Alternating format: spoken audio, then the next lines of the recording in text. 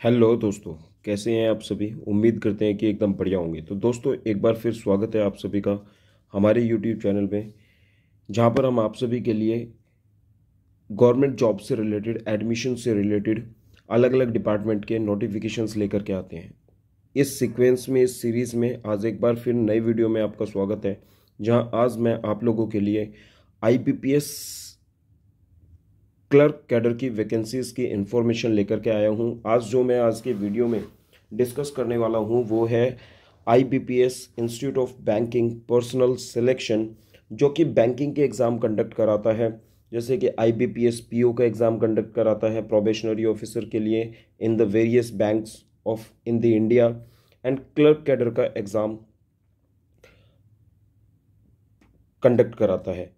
ठीक है दोस्तों, तो चलिए आज के इस नोटिफिकेशन में मैं क्या क्या डिस्कस करने वाला हूँ। एक तो सबसे इम्पोर्टेंट कि जो इम्पोर्टेंट टेंटेटिव इवेंट्स होंगे, लाइक जो इम्पोर्टेंट डेट्स होगी इस एप्लीकेशन फॉर्म से रिलेटेड, वो कौन कौन सी हैं। नंबर ऑफ सीट्स को डिस्कस करेंगे, एज क्राइटेरिया को डिस्कस करेंगे, एलिजिबिलिटी क्वालिफिकेशन इसको डिस्कस करेंगे, और एग्ज़ाम की जो फीस है, फ़ी फॉर द एग्जामिनेशन, वो कितनी है ये हम डिस्कस करेंगे। और कैंडिडेट्स की के लिए क्या इंपॉर्टेंट इंस्ट्रक्शन है, आज के इस वीडियो के अंदर हम ये सारे पॉइंट्स डिस्कस करने वाले हैं। तो दोस्तों, इस वीडियो में बिना किसी देरी के आप मूव करते हैं आगे। चलिए दोस्तों, आज का जो ये नोटिफिकेशन है ये है common recruitment process for the recruitment of clerks in the participating banks. There are so many banks which are working in the India. इन बैंक्स के अंदर क्लर्क के स्टाफ को रिक्रूट करने के लिए, क्लर्क की सीट्स को फिल करने के लिए आईबीपीएस क्लर्क का एग्ज़ाम कंडक्ट करा रहा है। और ये जो है CRP clerks 8th for vacancy of for the session 2024 to 25 है। राइट, 2024-2025 की वैकेंसी के लिए ये क्लर्क का जो एग्ज़ाम है वो कंडक्ट होने जा रहा है, जो कि आईबीपीएस करा रहा है। ठीक है दोस्तों, तो ये इंडेक्स दिया गया है कि आईबीपीएस क्या है और क्या कर रहा है। जो मैंने आपको मोटा मोटा बता दिया कि जो आईबीपीएस है वो ऑनलाइन प्रीलिमिनरी और मेंस का एग्ज़ाम कंडक्ट कराता है। ठीक है ना, पीओ और क्लर्क पोस्ट के लिए। The online examination preliminary and mains for the next common recruitment process for selection of personal for clerical cadre in the participating banks in tentatively scheduled in August and September 2023 and October 2023। मतलब अगस्त सितंबर में इसका pre हो जाएगा और अक्टूबर में इसका mains हो जाएगा। ठीक है ना, कोई जो भी एलिजिबल कैंडिडेट्स हैं वो इस एप्लीकेशन फॉर्म को भर सकते हैं।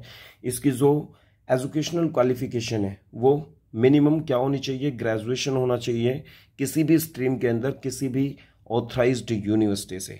ठीक है, चलिए, ये आईबीपीएस जो है वो एक ऑटोनोमस बॉडी है जो क्या करती है, बैंक्स के में पीओ और क्लर्क की पोस्ट के लिए एग्ज़ाम को कंडक्ट कराती है।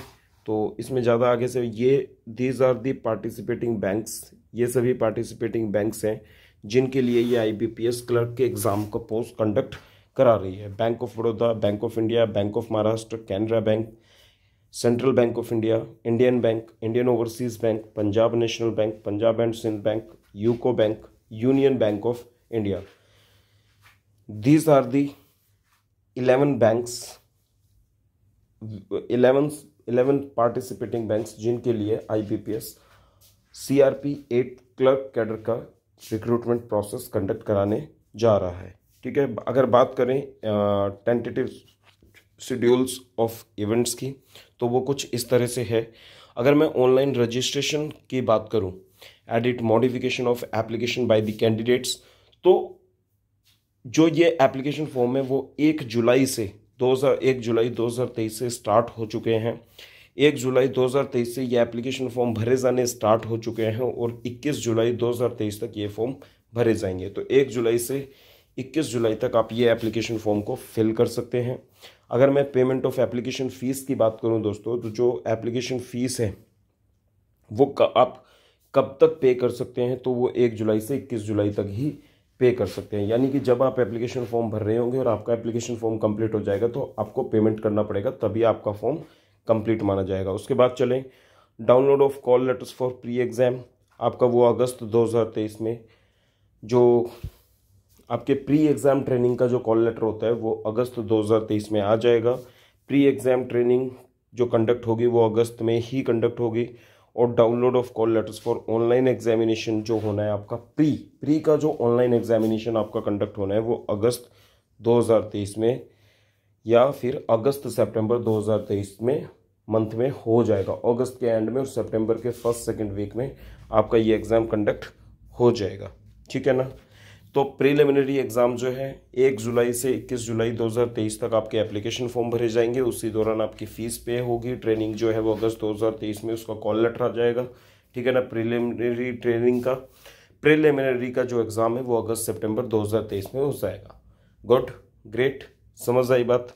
चलिए, अगर मैं मेंस के ऑनलाइन एग्ज़ाम की बात करूं तो ये हमारा अक्टूबर 2023 में होगा, ठीक है ना। और प्रोविजनल अलॉटमेंट जो होगी वो अप्रैल 2024 में प्रोविजनली अलॉट कर दिया जाएगा कि किस कैंडिडेट को, जो कैंडिडेट से में प्री मेंस के अच्छे स्कोर को फाइनल मेरिट को क्वालिफाई करेंगे कि उनको कौन सा बैंक कहाँ पे किस स्टेट या यूटी में मिलेगा, ठीक है। In case it is possible and safe to hold PET.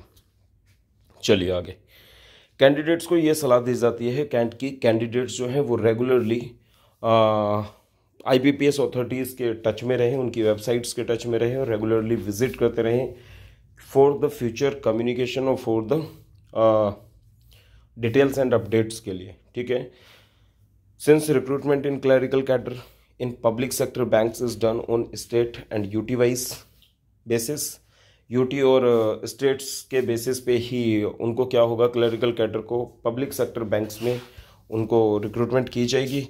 Candidates can apply for the vacancies in any one state and UT only. Candidate जो है वो किसी एक यूटी या स्टेट के अंदर ही क्या कर सकता है, अप्लाई कर सकता है। Consequently a candidate would be required to appear for online examination in one of the centres in that particular state और यूटी, और फिर उसी स्टेट के अंदर वो अपना एग्ज़ाम देगा, ठीक है। डिपेंड करता है रेस्पॉन्स, एडमिनिस्ट्रेटिव फिजिबिलिटी एट्सेट्रा, ठीक है। और कैंडिडेट्स को जो एग्ज़ाम सेंटर है वो उसे उस स्टेट और यूटी के बाहर भी दिया जा सकता है जहां से वो अप्लाई करेगा एग्ज़ाम सेंटर के लिए। Please note this relocation is only for the conduct of examination. Candidate will be consider for vacancies in the state UT applied for as aforesaid. जिस कैंडिडेट जिस स्टेट या यूटी के लिए apply करेगा केवल और केवल वो उसी में वैलिड होगा, ये इसमें कह रहे हैं। चलिए दोस्तों, बात करें एलिजिबिलिटी क्राइटेरिया की, तो मैंने आपको बता दिया कि जो कैंडिडेट है उसकी जो मिनिमम एजुकेशन क्वालिफिकेशन होनी चाहिए, उसके पास बैचलर डिग्री होनी चाहिए किसी भी स्ट्रीम में और किसी भी ऑथराइज्ड यूनिवर्सिटी से, ठीक है। वही कैंडिडेट्स इस CRP क्लर्क्स 8 रिक्रूटमेंट या वैकेंसी के अंदर अप्लाई कर सकते हैं जिनके पास ग्रेजुएशन होगा, ठीक है, किसी भी स्ट्रीम में हो, चाहे वो BA कर रखा हो, BSc कर रखा हो या BCom कर रखा हो, किसी भी, ठीक है। चलिए, तो इतनी बात ध्यान रखनी है। बाकी पार्टिसिपेटिंग बैंक कंसर्न में it's reject candidature of anyone professionally allotted to it through the CRP, ठीक है। और बात करें कैंडिडेट की जो नेशनलिटी और सिटीजनशिप है, वो candidate must be either a citizen of India or Nepal or Bhutan or a Tibetan refugee who came over to India before 1 January 1962। जो 1962 से पहले तिब्बतनी रिफ्यूजी इंडिया में आ गए और रह रहे हैं, वो भी इस वैकेंसी में अप्लाई कर सकते हैं, ठीक है। बाकी और दे रखा है, ये आप पढ़ लीजिएगा। अगर मैं एज की बात करूं कि 1 जुलाई 2023 को जो एज है वो मिनिमम 20 ईयर्स होनी चाहिए और मैक्सिमम 28 ईयर्स होनी चाहिए।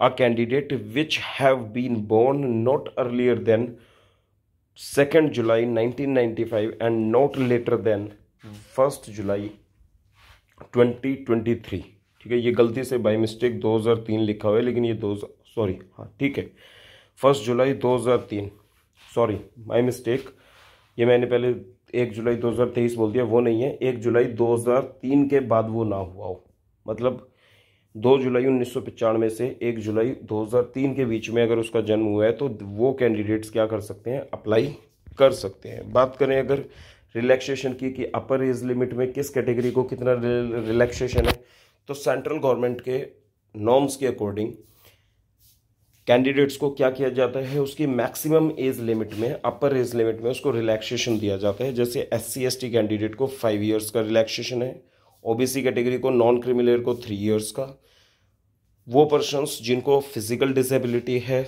उनको 10 ईयर्स का, एज रिलैक्सेशन दिया जाता है अपर एज लिमिट में। एक्स सर्विसमैन को 3 इयर्स अकॉर्डिंगली अलग अलग कैटेगरी वाइज भी होता है, तो ये चीज़ आप देख लीजिएगा। ठीक है, आप जिस कैटेगरी में भी आते हैं और जिस कैटेगरी में you fall in which category, उसके अकॉर्डिंग आपको एज रिलैक्सेशन मिल जाएगा। ठीक है, ये सारी बातें यहाँ पे लिखी हुई है। चलिए आगे चलते हैं। ठीक है, फॉलोइंग रूल्स एप्लीकेबल, ये एक्स सर्विसमैन के लिए रूल लिखे हुए हैं। Reservation for persons with benchmark disability, reservation कितना है वो सारी बात यहाँ लिखी है। चलिए आगे चलते हैं। दोस्तों हमें केवल और केवल क्या करना है, इंपॉर्टेंट चीज़ों को डिस्कस करना है, अदरवाइज वीडियो बहुत लंबा हो जाता है। ठीक है, ये पॉइंट मैंने बता दिया दोस्तों एजुकेशन क्वालिफिकेशन को लेकर के कि 21 जुलाई 2023 तक उस कैंडिडेट का क्या हो जाना चाहिए, उसकी ग्रेजुएशन डिग्री जो है, बैचलर डिग्री किसी भी डिसिप्लिन में, वो किसी भी रिकॉग्नाइज्ड यूनिवर्सिटी और गवर्नमेंट ऑफ इंडिया से या इक्विवेलेंट क्वालिफिकेशन वहाँ से क्या होनी चाहिए, कंप्लीट होनी चाहिए। Candidates must possess the valid marksheet, degree, certificate. He she is a graduate on the day he she register, जिस दिन वो रजिस्टर करता है उस दिन तक, यानी कि 21 जुलाई 2023 तक उसके पास उसकी ग्रेजुएशन की डिग्री मार्कशीट्स होनी चाहिए, वो पास होना चाहिए। ठीक है, चलिए उसका percentage of marks obtained in the graduation while registering online, जब वो रजिस्टर करे तो उसका परसेंटेज होना चाहिए ग्रेजुएशन का। ठीक है, proficiency in the official language of the state UT, candidate should know how to read, write and speak the official language of the state. किसी भी स्टेट के अंदर उस स्टेट की या यूटी की, यूनियन टेरिटरी की जो भी ऑफिशियल लैंग्वेज है, कैंडिडेट को वो लैंग्वेज आनी चाहिए, उसको लिखना आना चाहिए, बोलना आना चाहिए और पढ़ना आना चाहिए। ठीक है, ये मिनिमम कंडीशन है। जितनी भी एजुकेशनल क्वालिफिकेशन है वो किसी भी यूनिवर्सिटी, इंस्टीट्यूशन, बोर्ड से, गवर्नमेंट की रिकॉग्नाइज्ड यूनिवर्सिटी से होनी चाहिए। ठीक है ना, जो रेगुलेटरी बॉडीज से क्या हो, अप्रूव्ड हो, और फाइनल रिजल्ट उसके पास होना चाहिए। 21 जुलाई 2023 से पहले उसका रिजल्ट डिक्लेयर हो जाना चाहिए। केवल और केवल वही कैंडिडेट क्या कर पाएंगे, अप्लाई कर पाएंगे। ठीक है, ओरिजिनल डॉक्यूमेंट्स उसके पास होने चाहिए, CGPA परसेंटेज जो भी है उसका, वो चीज़ उसे क्लियर होनी चाहिए। कैलकुलेशन ऑफ परसेंटेज का मेथड उसको आना चाहिए। Now the very important point regarding the application fees and intimation charges.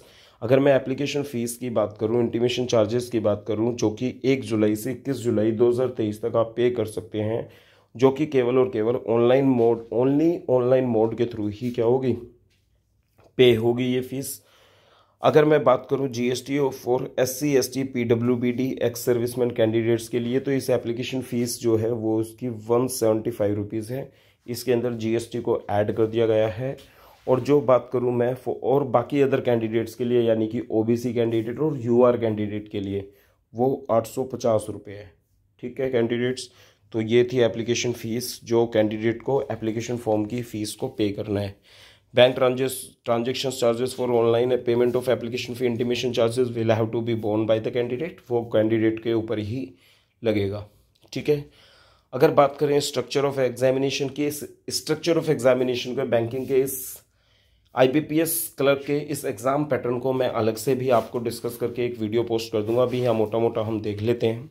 जो स्ट्रक्चर ऑफ द एग्जामिनेशन है which will be conducted online, exam का जो मोड है वो ऑनलाइन है। ऑनलाइन में ये एग्ज़ाम होगा। जो प्रीलिमिनरी एग्ज़ाम की अगर मैं बात करूँ तो इसमें 3 सेक्शन आते हैं बेसिकली। एक इंग्लिश लैंग्वेज आता है, न्यूमेरिकल एबिलिटी आता है जिसे क्वांट बोल देते हैं, और तीसरा आता है reasoning ability. English, quant, numerical ability and reasoning.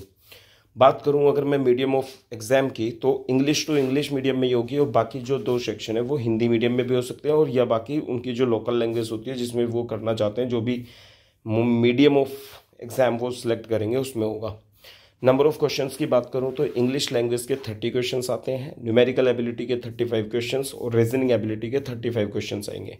ठीक है, मैक्सिमम मार्क्स की बात करूं तो 1 मार्क ईच क्वेश्चन होता है। तो English 30 question 30 marks, numerical ability 35 question 35 marks, reasoning ability 35 question 35 marks.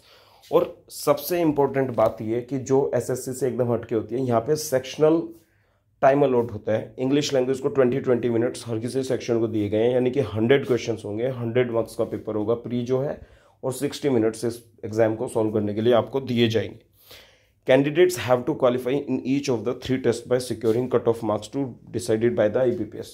और सेकंड वन मोर इम्पोर्टेंट बात ये कि कैंडिडेट को हर किसी सेक्शन का अलग अलग कट ऑफ जो आईपीपीएस डिसाइड करेगा उस कट ऑफ को क्लियर करना होगा, तभी आपका एग्जाम क्लियर माना जाएगा, क्वालिफाई माना जाएगा। Adequate number of candidates in each category as decided by the IBPS depending upon requirements will be shortlisted for online main examination. IBPS decide करेगा कि उसे मेंस में एग्जाम में कितने कैंडिडेट चाहिए। ये आईपीपीएस पे टोटली डिपेंड करता है कि कितने कैंडिडेट को वो शॉर्टलिस्ट करता है।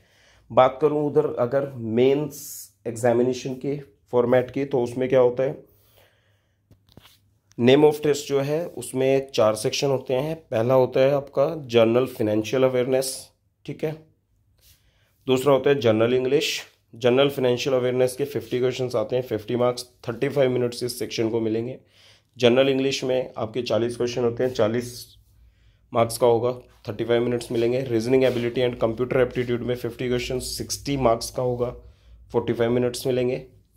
क्वांटिटेटिव एप्टीट्यूड में 50 क्वेश्चन होंगे, 50 मिनट्स, 50 मार्क्स का होगा और 45 मिनट्स मिलेंगे। यानी कि यहाँ पे टोटल 190 क्वेश्चन आएंगे। 200 मार्क्स का ये एग्जाम होगा जो मेंस होगा, और इसमें जो टाइम अलॉट होगा वो 160 मिनट्स होंगे, ठीक है। Any change in structure of the examination will be intimated through the authorised IPPS website. अगर किसी भी तरह का कोई चेंज एग्जाम पैटर्न के अंदर किया जाता है तो वो वेबसाइट के थ्रू आपको इन्फॉर्म कर दिया जाएगा, इंटीमेट कर दिया जाएगा, ठीक है कैंडिडेट। इसीलिए कहा जाता है कि आप रेगुलरली आईपीपीएस की वेबसाइट को क्या करते रहे, विजिट करते रहें। अच्छा, बात करें list of version of test की, मीडियम ऑफ एग्जामिनेशन की। अंडमान निकोबार में इंग्लिश एंड हिंदी, ये name of state and UTs दिए गए हैं, और यहाँ पे मीडियम जो है एग्जामिनेशन का वो किस किस मीडियम में होगा वो यहाँ पर दिया गया है, ठीक है। आप जिस स्टेट से बिलोंग करते हैं उससे वही आप चूज़ कर सकते हैं। वहाँ की लोकल लैंग्वेज भी एग्जामिनेशन का मीडियम होगी, ठीक है। जब candidate online application form fill करेंगे तो वो अपना मीडियम जो है वो चूज़ करेंगे कि किस मीडियम में वो अपना एग्जाम देना चाहते हैं, ठीक है। Candidate should be careful in exercising this option. तो कैंडिडेट को ध्यान देना है जब वो अपने एग्जाम के मीडियम को चूज़ करेगा, ठीक है। चलिए, हाँ, बहुत इंपॉर्टेंट इंस्ट्रक्शन यहाँ पे दी गई है। ये 2 पॉइंट बहुत इंपॉर्टेंट दिए गए हैं। यहाँ पे कहा गया है कि कैंडिडेट जब ऑनलाइन प्रीलिमिनरी एग्ज़ाम में और मेंस एग्ज़ाम में प्रेजेंट होगा तो उसको इन बातों को, इन डॉक्यूमेंट्स के बिना एग्ज़ाम में नहीं जाना है। पहला, valid call letter for the respective date and session of examination. जिस शिफ्ट में, जिस डेट में उसका एग्जामिनेशन है उसी डेट और उसी शिफ्ट का उसके पास एडमिट कार्ड होना चाहिए। वो कैंडिडेट्स जिनको main exam will also be required to bring authenticized stamped call letter of online preliminary exam along with the authentic stamped copy of the ID proof। उसको अपना एक ID proof लेके जाना है, प्रीलिमिनरी का स्टैम्प्ड एडमिट कार्ड भी लेके जाना है और वहाँ पे प्रेजेंट होना है। सेकंड पॉइंट ये कि फोटो आइडेंटिटी प्रूफ होना चाहिए, original bearing the same name as it appears on the call letter. जो नाम कॉल लेटर के ऊपर है कैंडिडेट के पास, उसका एक गवर्नमेंट से अप्रूव्ड फोटो वाला ID प्रूफ होना चाहिए, like Aadhaar card, pan card, जिसपे सेम डेट ऑफ बर्थ हो और सेम नेम हो। कैंडिडेट्स रिपोर्टिंग लेट, जो कैंडिडेट्स लेट रिपोर्ट करेंगे after the reporting time specified on the call letter for examination will not be permitted to the examination to take the examination. Candidate अगर late report करते हैं, जो time call letter पे दिया गया है reporting time, अगर उसके बाद कैंडिडेट आते हैं तो उनको परमिशन नहीं दी जाएगी एग्जाम में प्रेजेंट होने की, ठीक है। ये सारी बातें हैं। चलिए, ये सारी बातें, ये कुछ इंस्ट्रक्शन यहाँ भी यही बताया गया है कि क्या लेके जाना है, कॉल लेटर, एक फ़ोटो ID आपको लेके जानी है, और जब मेंस में जाओगे तो आपको पिछले वाला प्रीलिमिनरी का आपको कॉल लेटर भी लेकर के जाना है, ठीक है। अगर मैं बात करूँ पेनल्टी फॉर रॉन्ग आंसर्स के लिए applicable to both online preliminary and online mains examination के लिए, तो दोस्तों यहाँ पे क्या कहा गया है कि अगर आपका क्वेश्चन का आंसर करेक्ट होता है तो you will get 1 mark, there will be a penalty. और गलत क्वेश्चन के लिए यहाँ पे पेनल्टी की गई है, यानी कि नेगेटिव मार्किंग एग्जाम के अंदर है। एग्ज़ाम जो है वो आपका ऑब्जेक्टिव टेस्ट होगा, ऑब्जेक्टिव टेस्ट होगा। हर एक क्वेश्चन के लिए हर एक रॉन्ग आंसर्स के लिए कैंडिडेट को 1/4 या फिर कैसे 0.25 मार्क्स का पेनल्टी लगेगा, उसका मार्क्स नेगेटिव किया जाएगा। If a question is left blank, अगर कोई क्वेश्चन छोड़ा जाता है तो no answer is marked by the candidate. तो कैंडिडेट के द्वारा, यानी कि अगर कैंडिडेट के द्वारा कोई आंसर मार्क नहीं किया जाता है तो there will be no penalty for that question. तो कैंडिडेट के ऊपर उसका कोई नेगेटिव मार्किंग नहीं होगी, ठीक है। चलिए, कट ऑफ स्कोर की बात करूं ऑनलाइन मेन एग्जामिनेशन में, each candidate will be required to obtain a minimum score in each test of online main examination. हर किसी सेक्शन के अंदर जो है उसे क्या करना पड़ेगा, मिनिमम स्कोर को सिक्योर करना पड़ेगा, ऑब्टेन करना पड़ेगा, and also a minimum total score to be consider for further process. और बाद के प्रोसेस के लिए उसे ओवरऑल यानी कि टोटल कट ऑफ भी क्लियर करनी पड़ेगी। मतलब हर एक सेक्शनल कट ऑफ तो उसे निकालनी है और टोटल कट ऑफ भी क्लियर करनी है, depending upon the number of the state UT wise vacancies available. ये इस बात पे डिपेंड करता है कि किस स्टेट यूटी में कितनी वैकेंसीज और कितने कैंडिडेट क्वालिफाई करने हैं। Cut offs will be decided and candidates will be considered for provisional allotment. Cut off decide की जाएगी और उसमें कितने कैंडिडेट्स को अलॉटमेंट करनी है वो होगा। Prior to the completion of the provisional allotment process, scores obtained in the online main examination will not be shared with the candidates.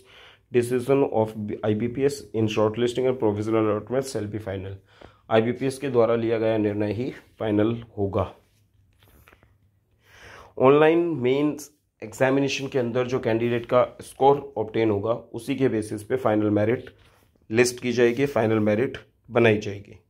अगर स्कोर्स की बात करो, corrected scores obtain by each of the candidate in different sessions if held will be normalised. अगर अलग अलग date में अलग अलग शिफ्ट में एग्जाम होता है और कैंडिडेट अलग अलग स्कोर करते हैं तो इसमें नॉर्मलाइज्ड स्कोर जनरेट होगा। Scores up to 2 decimal point shall be taken for purpose of calculation, ताकि कैलकुलेशन को ईजी किया जा सके, इसलिए स्कोर को 2 डेसिमल पॉइंट्स तक ही लिया जाएगा। एग्जामिनेशन सेंटर की बात करूँ, ठीक है, ये एग्जामिनेशन सेंटर के रिगार्डिंग है। कुछ सिटीज़ दी गई होंगी, प्री एग्जामिनेशन ट्रेनिंग के रिगार्डिंग है ये चीज़, जो कि इतना इम्पोर्टेंट नहीं है, कैंडिडेट्स इसको खुद पढ़ लें। ठीक है, अप्लाई कैसे करना है, कहाँ पे करना है, उसका लिंक मैं डिस्क्रिप्शन में प्रोवाइड कर दिया है मैंने। आप वहाँ से जाके डायरेक्टली होम पेज पे चले जाएं और IBPS के लिए अप्लाई कर सकते हैं। ठीक है, कौन कौन से डॉक्यूमेंट्स आपको सबमिट प्रेजेंट करने हैं ज्वाइनिंग के टाइम पे, डॉक्यूमेंट वेरिफिकेशन के टाइम पे, तो ये लिस्ट ऑफ डॉक्यूमेंट्स यहाँ पे दी गई है। ठीक है, चलिए तो आगे चलते हैं। Candidates will not be allowed to join the allotted participating bank. ठीक है, non production of relevant eligibility documents at the time of joining shall make the candidate ineligible for further process of recruitment under the CRP clerks 8। ठीक है, यहाँ पे ये बताया गया है कि कैंडिडेट किन किन स्थिति में उसको रिजेक्ट किया जा सकता है और वो फेल माना जाएगा, रिजेक्ट कर दिया जाएगा। ठीक है दोस्तों, अप्लाई कैसे करना है, कैंडिडेट्स केवल और केवल ऑनलाइन मोड के थ्रू ही अप्लाई कर सकते हैं 1 जुलाई से 21 जुलाई तक। ठीक है, no other mode of application will be accepted. Offline mode में या बाई पोस्ट और ये वो वहाँ जा करके सबमिट करना नहीं, ऐसा कोई अदर ऑप्शन नहीं है। ठीक है, केवल और केवल ऑनलाइन मोड के थ्रू ही। फ़ोटो का जो फोटोग्राफ होना चाहिए, सिग्नेचर होना चाहिए 4.5 सेंटीमीटर बाय 3.5 सेंटीमीटर होना चाहिए। Signature, left hand thumb impression, ये वो चीज़ें हैं। एक हैंड रिटन डिक्लेरेशन, ये चीज़ें वो हैं जो आपको अपलोड करनी है। सिग्नेचर आपके कैपिटल लेटर्स में नहीं होने चाहिए, इन बातों का ध्यान रखना है। ठीक है, चलिए, ये वो डिक्लेरेशन है, अपना नाम लिखना है और ये डिक्लेरेशन एक पेपर पे लिख के सिग्नेचर करके आप इसको अपलोड करेंगे। ठीक है, ये ज़रूरी है।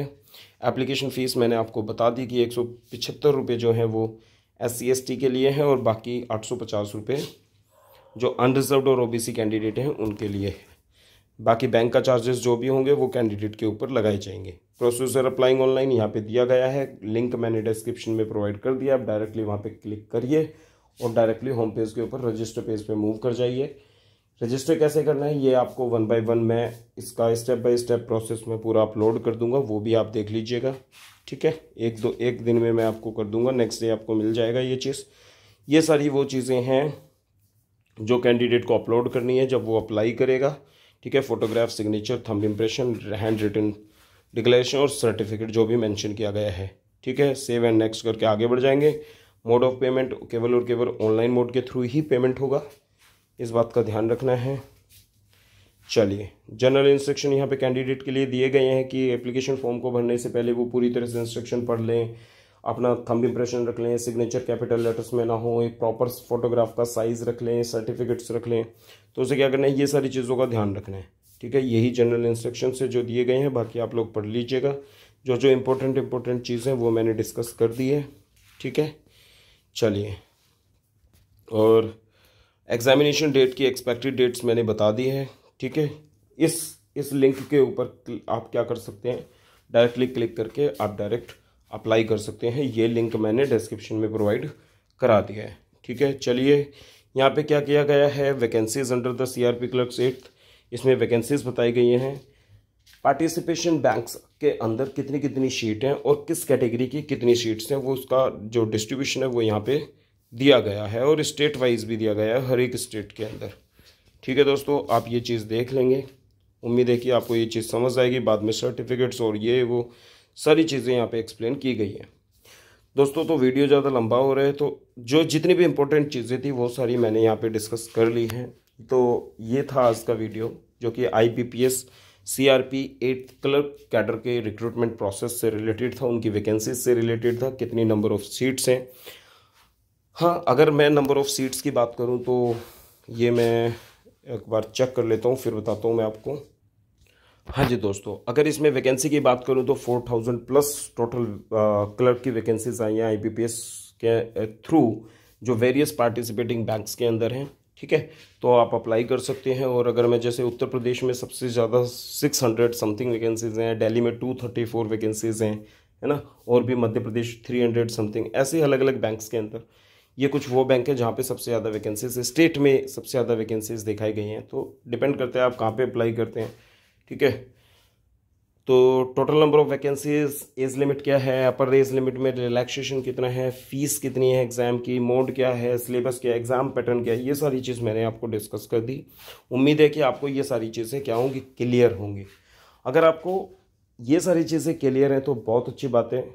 बस आपसे रिप्लाई में मुझे क्या चाहिए, फीडबैक में आपसे वीडियो को लाइक कर दें और वीडियो को शेयर कर दें। ठीक है, और अगर अभी तक आपने हमारे चैनल को सब्सक्राइब नहीं किया है तो चैनल को सब्सक्राइब कर दें। इतनी सी आपसे रिक्वेस्ट है, क्योंकि हमें मोटिवेशन मिलता है। सेकंड, अगर कोई भी चीज़ आपको समझ नहीं आई है तो बस आप सभी को पता है करना क्या है, कमेंट सेक्शन में जाना है, कमेंट करना है, जो भी डाउट है वो हमसे पूछना है। रही बात एग्जाम पैटर्न और सिलेबस को लेके, इस पर मैं एक सेपरेट वीडियो बना के अपलोड कर दूंगा। ठीक है, अगर फिर भी कोई डाउट रह जाता है तो आप हमें बताइए कि किस तरीके से क्या डिस्कस करना है, लास्ट ईयर की कट ऑफ करनी है, हमें बताइए। ठीक है, आपको बस इतना करना है, वीडियो को लाइक करके जाइएगा, वीडियो को ज़्यादा से ज़्यादा शेयर करिएगा, और हमारे YouTube चैनल पे इसी तरह से हमें सपोर्ट करते रहिएगा। बेल आइकन अगर प्रेस नहीं किया है तो करिए, तभी आपको हमारे वीडियो के नोटिफिकेशन सबसे पहले मिलेंगे और आप हमारे वीडियो के नोटिफिकेशन का फ़ायदा उठा पाएंगे। ठीक है दोस्तों, उम्मीद है कि आपको सारी चीज़ें क्लियर हैं। धन्यवाद।